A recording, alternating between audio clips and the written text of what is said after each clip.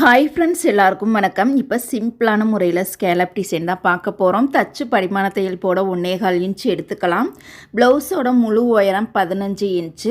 கழுத்து அகலம் பார்த்திங்கன்னா நம்ம 3.5 இன்ச்சு எடுத்திருக்கோம் போட் நெக்குக்கு. ஷோல்டரோட கட்டிங் அளவு 3 இன்ச்சு. ஆம்கோல் கட்டிங் அளவு பார்த்திங்கன்னா 5.25 அல்லது 6 இன்ச்சு எடுத்துக்கலாம். மார்பு சுற்றளவில் ஒரு பகுதி 9.5 இன்ச்சு, தையலுக்காக 1.5 இன்ச்சு. இந்த ப்ளவுஸோட சைஸ் பார்த்திங்கன்னா 39 இன்ச்சு.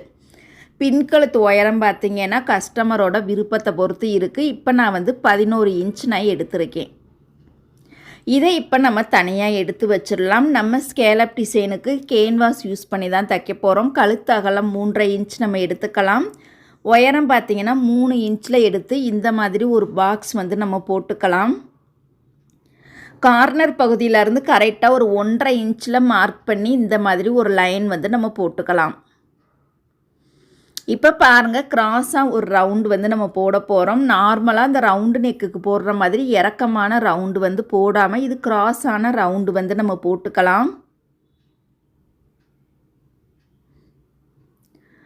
அவுட்லைன் பார்த்தீங்கன்னா 1 இன்ச் டிஸ்டன்ஸில் இன்னொரு ரவுண்டு நம்ம போட்டுக்கலாம். இப்போ இந்த பகுதியை நம்ம அழகாக நீட்டாக கட் பண்ணி எடுத்துக்கலாம்.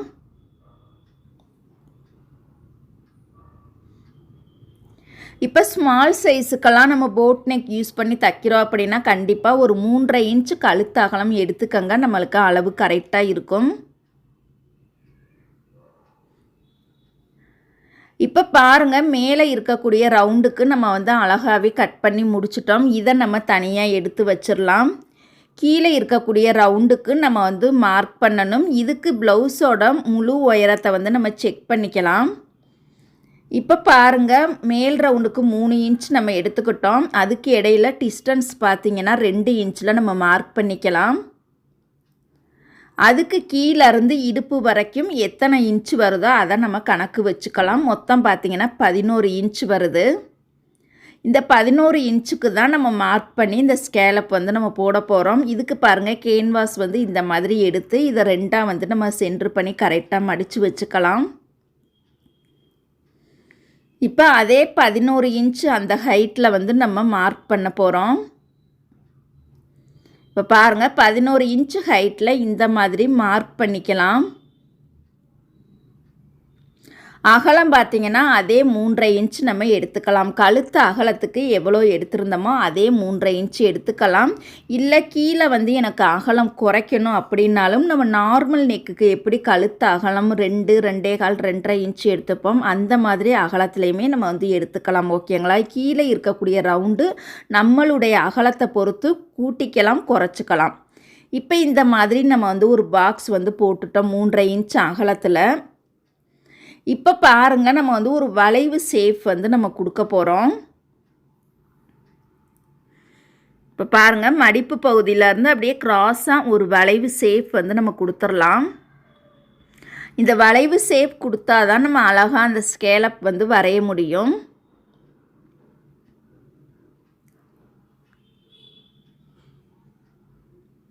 இப்போ பாருங்கள், நான் ரஃப்பாகவே போட்டிருக்கேன். ரொம்ப அழகாக நீட்டாக இருக்குது. நான் ஆல்ரெடி உங்ககிட்ட சொன்ன மாதிரி தான் ஸ்கேலப் டிசைன் வரையணும் அப்படின்னா இன்னொரு லைன் 1/2 இன்ச்சு டிஸ்டன்ஸில் நம்ம கண்டிப்பாக வரையணும். 1/2 இன்ச் அல்லது 3/4 இன்ச் வரையணும். நம்மளுக்கு 1/2 இன்ச்சே அளவு கரெக்டாக இருக்கும். ரெண்டாவது லைன் போடும்போது பார்த்திங்கன்னா கரெக்டாக ஒரு 1/2 இன்ச்சு டிஸ்டன்ஸில் இந்த மாதிரி ஒரு லைன் போட்டுக்கலாம். கரெக்டாக நேராக போடணும். நேராக வரலை அப்படின்னா கண்டிப்பாக மெஷர்மெண்ட் எடுத்துட்டு இந்த மாதிரி டாட்டாக வச்சதுக்கப்புறமா லைன் போட்டுக்கலாம். ஓகேங்களா? அடுத்ததாக பார்த்திங்கன்னா நம்ம ஸ்கேலை யூஸ் பண்ணி தான் நம்ம போட போகிறோம். இந்த ஸ்கேலில் பார்த்திங்கன்னா பெரிய சைஸில் இருக்கக்கூடிய அந்த வளைவு தான் நம்ம போட போகிறோம். பாருங்கள், இந்த மாதிரி வரிசையாகவே தொடர்ச்சியாகவே போடணும். ஒவ்வொரு வளைவுக்கும் இடையில் பார்த்திங்கன்னா டிஸ்டன்ஸ் வரக்கூடாது. தொடர்ச்சியாகவே நம்ம லைனாக நம்ம போட்டுக்கலாம். அந்த ஸ்கேலை யூஸ் பண்ணும்போது லைனுக்கு மேலேயும் போகக்கூடாது, லைனுக்கு கீழேயும் வரக்கூடாது. கரெக்டாக லைனை ஒட்டியே தொடர்ச்சியாக நம்ம போட்டுக்கலாம்.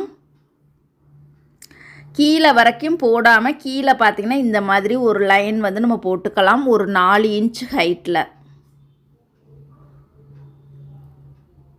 இப்போ பாருங்கள், இதை வந்து நம்ம கட் பண்ணுறதுக்கு முன்னாடி அந்த ஒவ்வொரு கார்னர் பகுதியிலையுமே நம்ம வந்து லைட்டாக வந்து கலர் பண்ணிக்கலாம். 2 நூல் டிஸ்டன்ஸில் இந்த மாதிரி கலர் பண்ணிக்கலாம். எதுக்காக இந்த மாதிரி கலர் பண்ணுறோன்னு பார்த்தீங்கன்னா, நம்ம கட் பண்ணும் பொழுது உள்ள வரைக்கும் ஆழமாக கட் பண்ணக்கூடாது.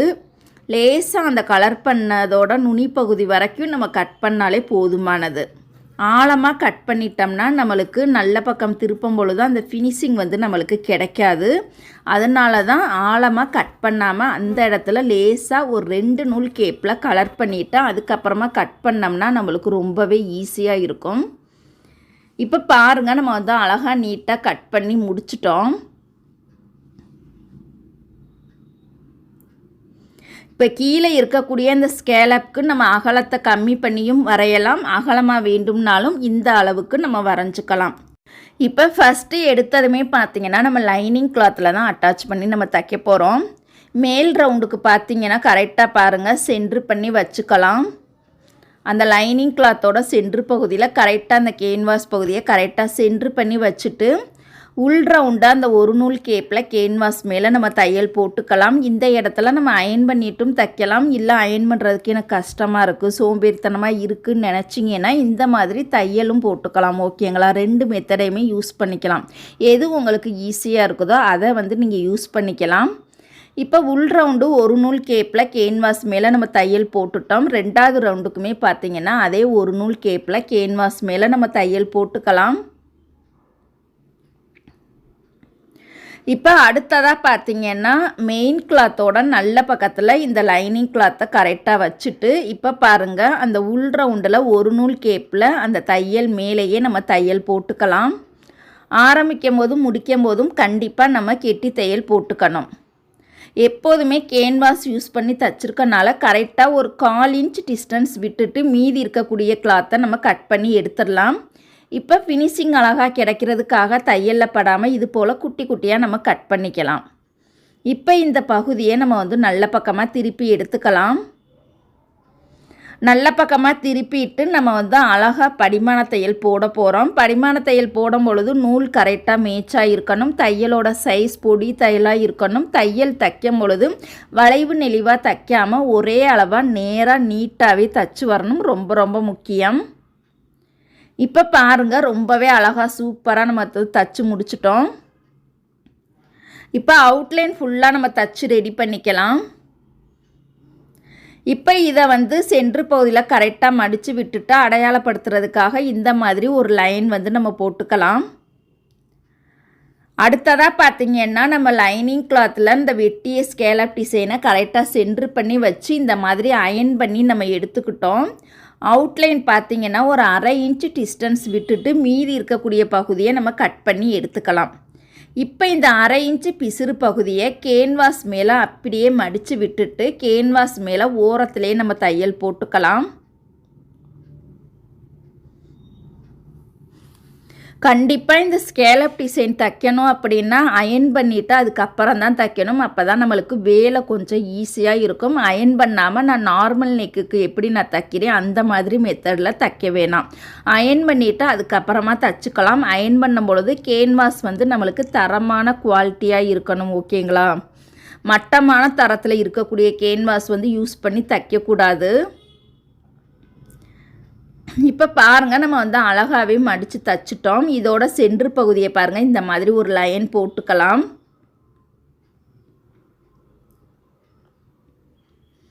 இப்போ நம்ம வந்து ப்ளவுஸோட நல்ல பக்கத்தில் தான் வச்சு தைக்க போகிறோம். மேல் ரவுண்டு நம்ம வந்து தைச்சிருக்கோம். அதோட டிஸ்டன்ஸ் பார்த்திங்கன்னா ஒரு 2 இன்ச்சில் நம்ம வந்து மார்க் பண்ணிக்கலாம். 2 இன்ச்சில் நம்ம வந்து மார்க் பண்ணியிருக்கோம். இந்த இடத்துல பாருங்கள், நம்மளுக்கு அந்த ஸ்கேலப்போட கார்னர் பகுதி கரெக்டாக பொருத்தமாக இருக்கணும். நல்ல பக்கம் வைக்கும் பொழுது அந்த லைனிங் கிளாத் கழுத்துக்கு மேலே வரைக்கும் போயிடாமல் கழுத்தை ஒட்டி அந்த 2 இன்ச் நம்மளுக்கு கரெக்டாக அளவு இருக்கும். துணியோட சென்ட்ரு பகுதியும் இந்த ஸ்கேலப்போட சென்ட்ரு பகுதியும் கரெக்டாக நேராக வச்சுட்டு நழுவாமல் இருக்கிறதுக்காக நம்ம ஓட்டு தையலில் ஒரு லைன் வந்து தச்சுக்கலாம். இந்த இடத்துல நம்ம பின் குத்திக்கலாம், அப்படி இல்லாட்டினா தையலும் போட்டுக்கலாம். இப்போ பாருங்கள், நம்ம ஸ்மால் சைஸில் தையலோட சைஸை வச்சுட்டு இந்த மாதிரி பொறுமையாக 2 குத்தாக தச்சு வரணும். ஓகேங்களா? நான் ஆல்ரெடி உங்ககிட்ட சொன்ன மாதிரி தான் இந்த ஸ்கேலப் டிசைனுக்கு ஸ்பீடாக நம்மளால் தைக்க முடியாது, ஃபினிஷிங் வராது. 2 குத்தாக தான் தச்சு வந்தால் தான் நம்மளுக்கு ஃபினிஷிங் வந்து ரொம்பவே அழகாக சூப்பராகவே கிடைக்கும். கண்டிப்பாக இந்த மெத்தடை ஃபாலோ பண்ணுங்கள். இந்த மாதிரி பொறுமையாகவே 2 குத்தாக தச்சு வரணும். அதே சமயம் அந்த கார்னர் பகுதியில் கரெக்டாக ஊசியை உள்ளே இறக்கி துணியை திருப்பணும். அந்த இடத்துலையுமே கரெக்டான சேஃபில் தைக்கணும். ஒரு குத்து எக்ஸ்ட்ரா போயிட்டாலுமே கூட நம்மளுக்கு அந்த ஃபினிஷிங் பார்த்திங்கன்னா அதோட சேஃப் வந்து மாறி போயிடும். ஓகேங்களா? அதனால் கரெக்டாக பொறுமையாக இந்த மாதிரி தச்சு ரெடி பண்ணிக்கலாம்.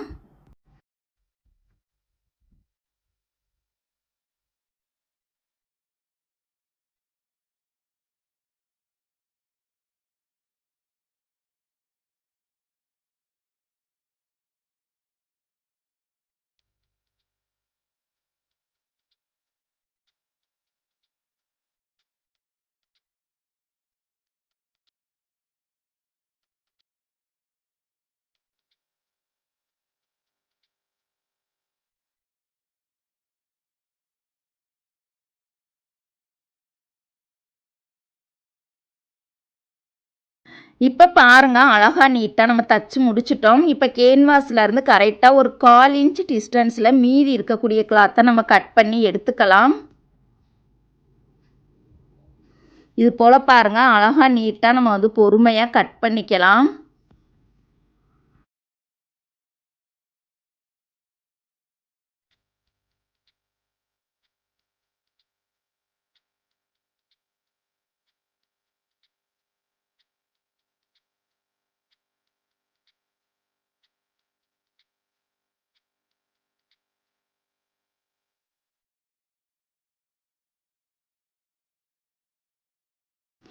இப்போ ஃபினிஷிங் அழகாக கிடைக்கிறதுக்காக தையலில் படாமல் இது போல் நம்ம குட்டி குட்டியாக கட் பண்ணிக்கலாம்.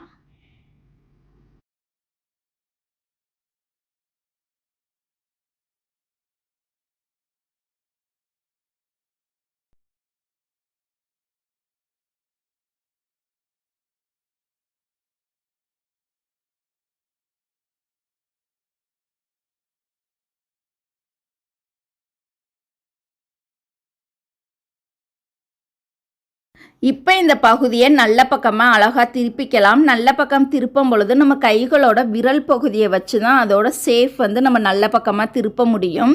அதனால் பார்த்து பொறுமையாக இந்த விரல் பகுதியை வச்சு ஒவ்வொரு வளைவு சேப்பையுமே அழகாக நம்ம வந்து எடுத்து விட்டுக்கலாம்.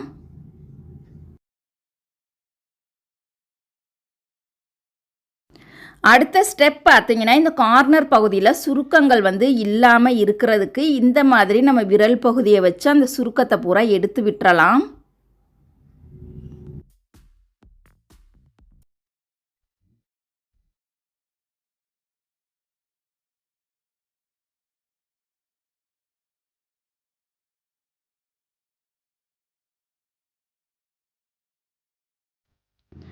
அடுத்ததாக பார்த்தீங்கன்னா, அந்த வளைவு பகுதியில் சுருக்கம் இல்லாமல் இருக்கிறதுக்காக நம்ம ஸ்க்ரூ ட்ரைவரை வச்சு அந்த வளைவு ஷேப்பை ஒரு முறை அந்த ஸ்க்ரூ ட்ரைவரை வச்சு இந்த மாதிரி ஒரு லைன் கொடுத்தீங்கன்னா நம்மளுக்கு சுருக்கமே வராது.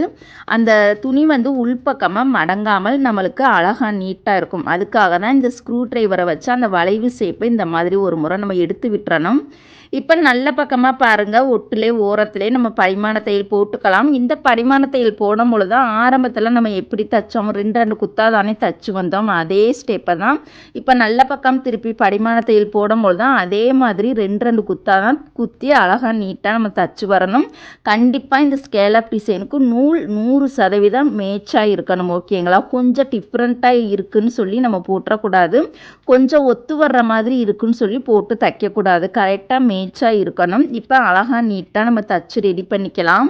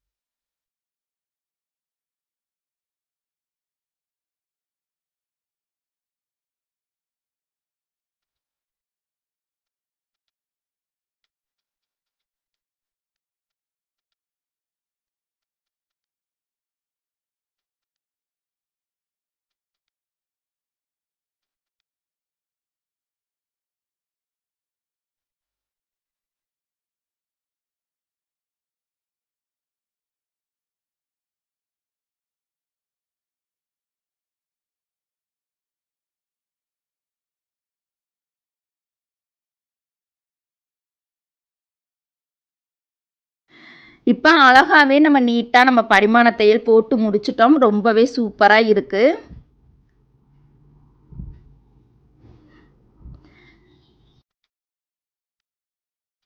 இதில் கீழ்ப்பக்கத்தில் பார்த்தீங்கன்னா நம்ம பட்டி மடித்து தச்சிடலாம்.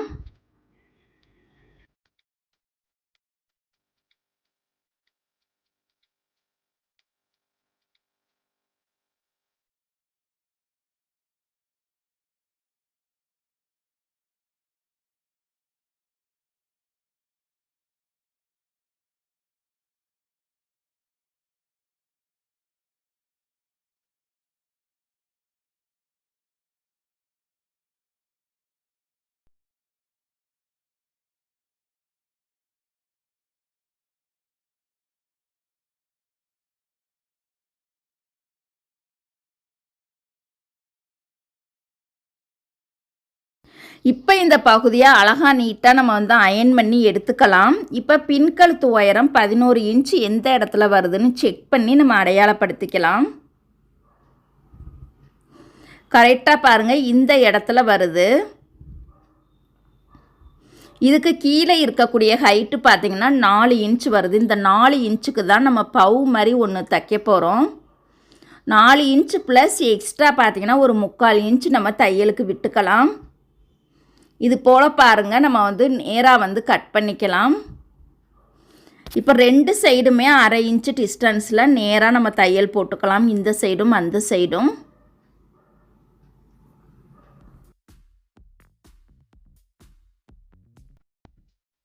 இதை இப்போ பார்த்தீங்கன்னா நம்ம வந்து நல்ல பக்கமாக திருப்பி எடுத்துக்கலாம்.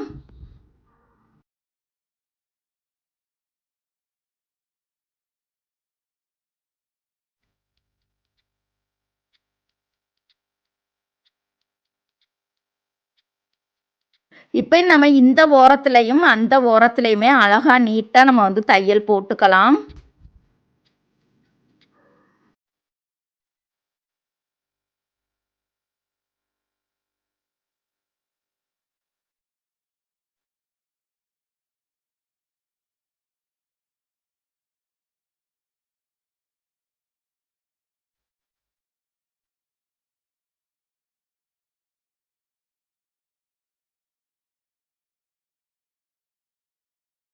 இதோட சென்ட்ரு பகுதியில் பாருங்கள், குறுக்க மடிச்சுட்டு அடையாளப்படுத்துறதுக்காக ஒரு லைன் வந்து போட்டுக்கலாம். இந்த இடத்துல நம்ம வந்து ஒரு 3 சுருக்கம் அல்லது 4 சுருக்கம் வச்சிடலாம். நம்மளோட ஹைட்டுக்கு ஏற்ற மாதிரி சுருக்கம் வச்சுக்கலாம். இப்போ பாருங்கள், அழகாக நீட்டாக சென்ட்ரு பகுதியில் ஒரு பவு மாதிரி நம்ம ரெடி பண்ணிட்டோம். இப்போ இந்த இடத்துல நம்ம 2 சைடுமே கரெக்டாக சென்ட்ரு பண்ணி பொருத்தமாக வச்சுட்டு இணைச்சிக்கலாம்.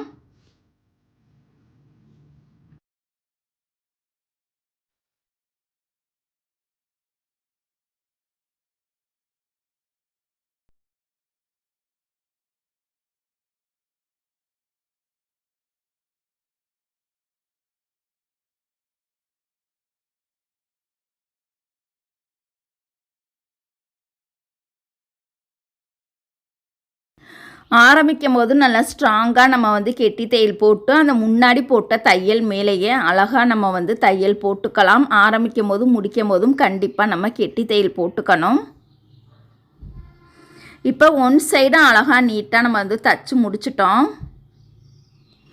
அதே மாதிரியே பாருங்கள், இந்த சைடுமே நம்ம தச்சு ரெடி பண்ணிக்கலாம்.